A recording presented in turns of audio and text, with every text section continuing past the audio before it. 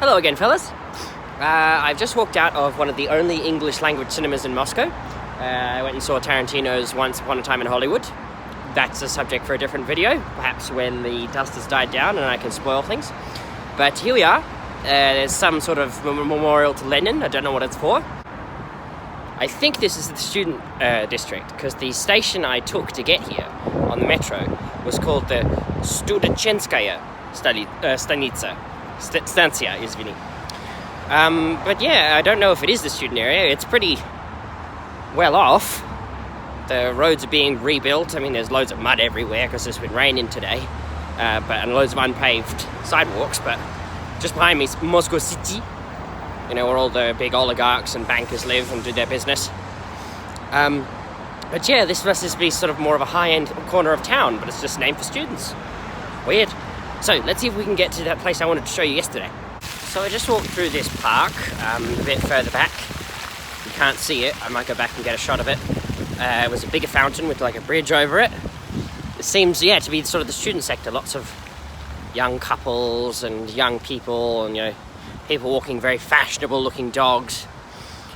But yeah, this is clearly the center of wealth in Moscow. We're so close to Moscow City. But what I really wanted to show you is what I think is one of the campuses for MGU, the university that at which I'm studying. Although I'm not going to this particular campus. My campus is a small office block, closer to the center of town, rather unassuming. This is much more in the style of what you'd think of it is. Right, so this isn't actually the MGU campus like I thought it was. It's the Hotel Ukraine, done in the Stalinist style, obviously. Still here. If you look closely, you can't really see it from here. They've still got the red star from the Soviet period. But yeah, now it's just a big swish hotel. Like, you can't quite see it from here. But there's stuff like Rolls-Royce all over the walls, that kind of thing. So, the Hotel Ukraine. But there's the Hotel Ukraine again, from the front. And I'm in a lovely little park called Congress Park. But that's not what I wanted to show you. What I want to show you is this. So, what this is what's popularly dubbed as the Russian White House. This is where Medvedev and the Vice President and all of the rest of them live. This is where the main offices of the government are. So, Vladimir is down the river, down in the Kremlin, and Dmitry Medvedev lives here, along with a lot of the offices for the government. But that's not why I wanted to show it to you, because there's an interesting story about something that happened here in 1993. Here we are looking at the Dom Pravitelstva Russikoy Federatsiya. So that translates as the government house of the Russian Federation. And you'll notice, it'll make sense when I tell you the rest of the story, that the imperial eagle is what's up there. No longer the hammer and sickle or the red star.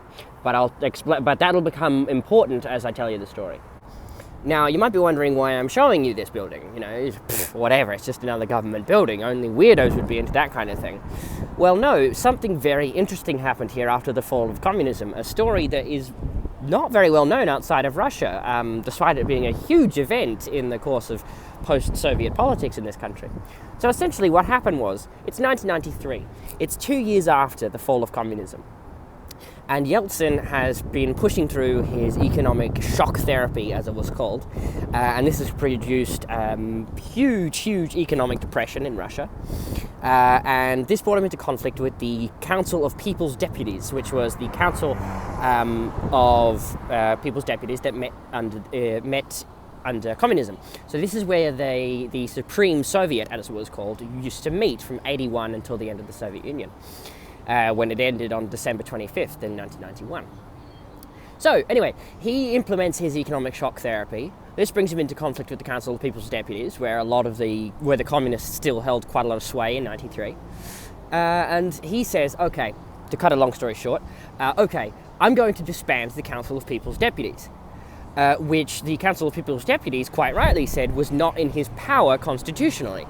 And so this standoff ensued between Yeltsin and then the forces of the vice president, a guy called Rutskoy. So he holds up in here with the Council of People's Deputies. They meet in the dark, trying to pass a new constitution and trying to sort of reinstate some form of government. Who knows what would have happened? Maybe they would have tried to reinstate the Soviet Union, bring back communism, who knows? It's a counterfactual, we can never really know. But anyway, so they're holed up in here, and along this street, somewhere, I'm not exactly sure where, or possibly on this bridge, I think I've heard stories of them being on the bridge, tanks actually fired into this building. And so the standoff went on for a few days, and then eventually Rutskoy's forces, like there were a number of troops in there with him, they were defending the place, and the army could have gone either way, like the rest of the army could have gone either way, but they decided to go with Yeltsin.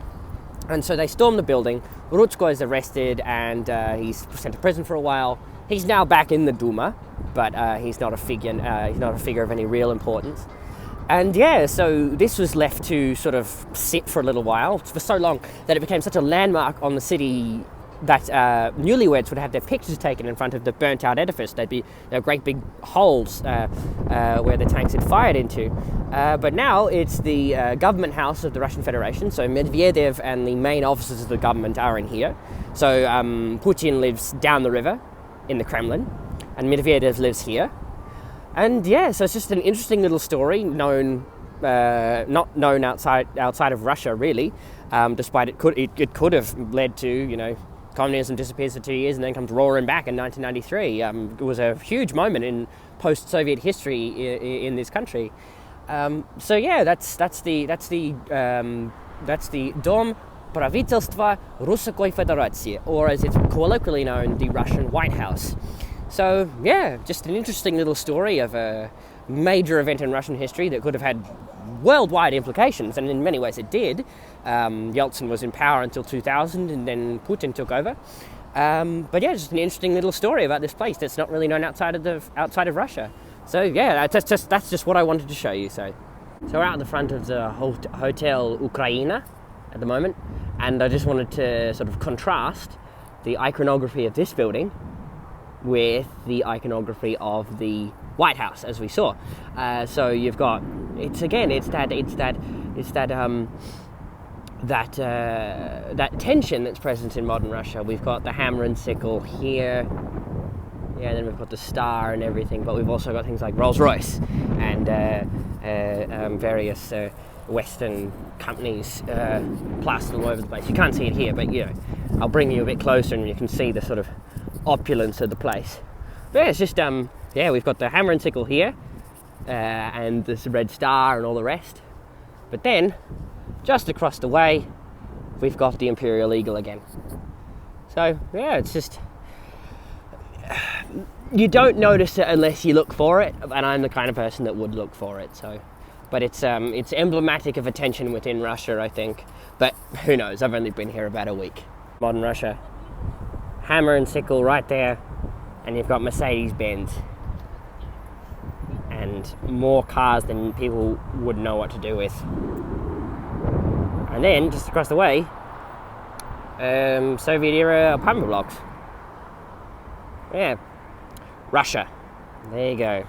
The hotel, the Гостиница Украина, the Hotel Ukraine. So yeah, stay dandy.